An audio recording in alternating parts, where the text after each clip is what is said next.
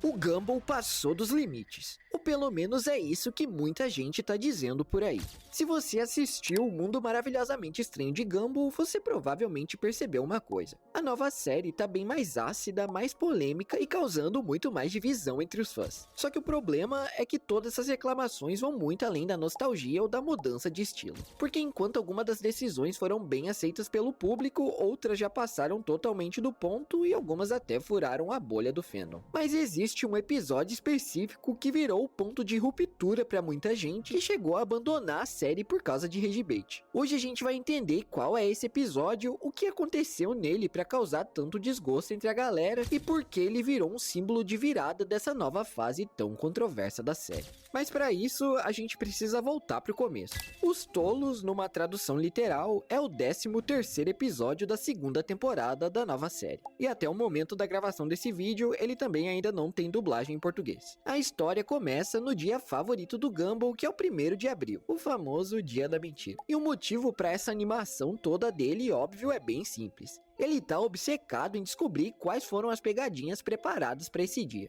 Só que naquela manhã mesmo, ele já descobre que nada tá rolando como ele esperava. A pasta de dente trocada por maionese não era uma pegadinha clássica, mas a Nicole tentando agilizar os lanches da escola. O balde em cima da porta não era pra cair na cabeça de ninguém, e sim o jeito do Rock facilitar a limpeza do teto. E até o Tobias, que tinha tudo pra parecer suspeito, só queria que o Alan puxasse o dedo dele pra aliviar uma cãibra. Ou seja, o tão esperado April Fools de Elmore simplesmente não tava rolando. E isso obviamente deixa o Gumball completamente frustrado. E é aí que o Darwin explica que isso só tá acontecendo porque com a pressão do dia a dia, o mundo virou basicamente uma sequência infinita de ragebait e isso acabou tirando das pessoas até a vontade de brincar com esse tipo de coisa. Só que obviamente o Gumball não aceita aquilo e decide trazer as pegadinhas de volta pra Elmore e ainda tenta transformar tudo isso em algo que possa viralizar na internet com a ajuda do irmão. E é nesse momento aqui que a gente entra numa sequência de cerca de 4 minutos de pegadinhas sem parar. O João Banana, o Tobias, o Larry, o Benson, o Senhor Pequeno, o Alan, o Senhor Wilson e até o Trump por algum motivo. Basicamente, todo mundo de Elmore acaba sendo vítima das pegadinhas dos Watterson. E todo mundo chega ao seu próprio limite. Só que mais tarde, enquanto o Gumball tá claramente satisfeito com tudo que conseguiu causar naquele dia, o Darwin começa a se preocupar porque pra ele as coisas meio que passaram do ponto. Só que pra isso, o Gumball rebate dizendo que é exatamente o problema do mundo de hoje.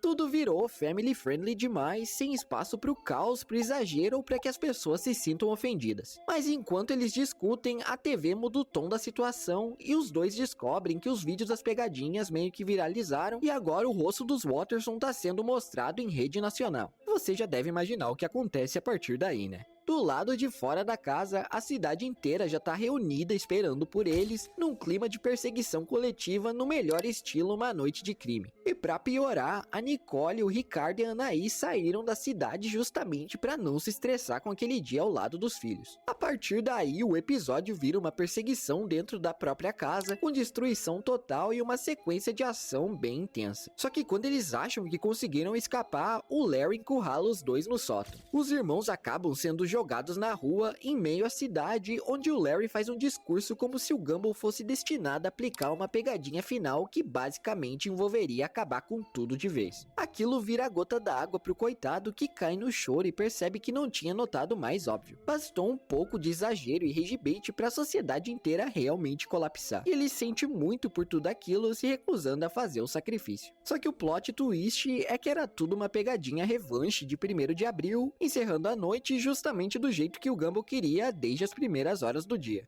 Okay, that was pretty good.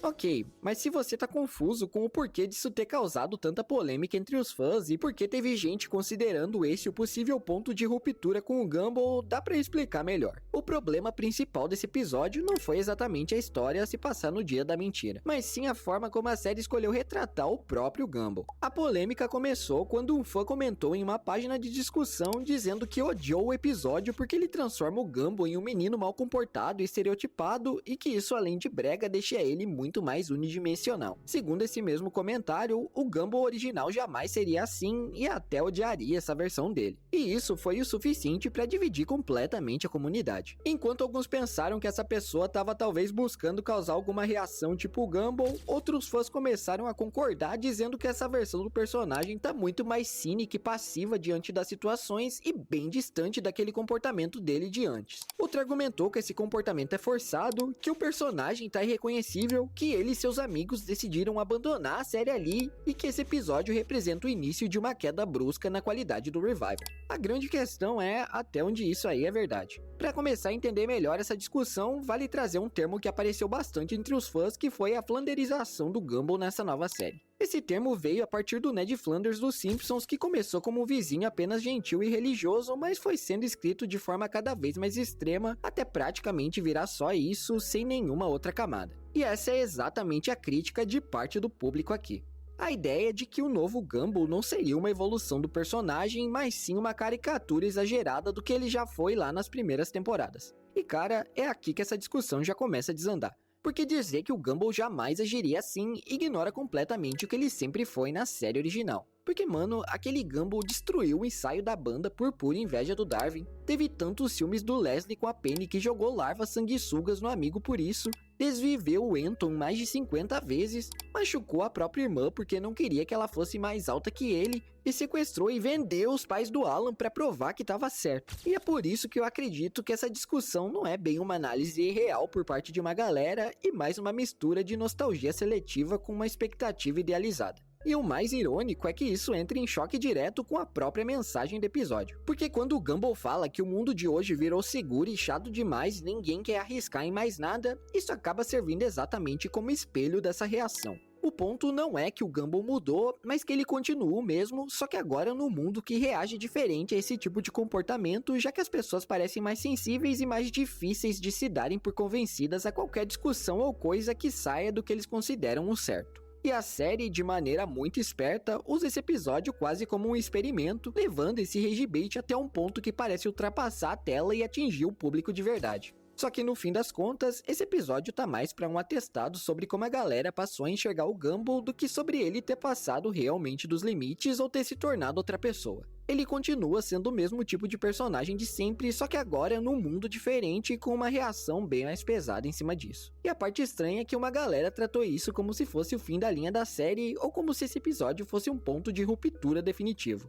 Mas sinceramente não é tão simples assim. Porque se o Gumball sempre foi exagerado, controverso e às vezes até desconfortável, e se um personagem assim acaba te fazendo questionar sua própria percepção de moralidade e comportamento nos dias de hoje, talvez o problema não esteja exatamente nele.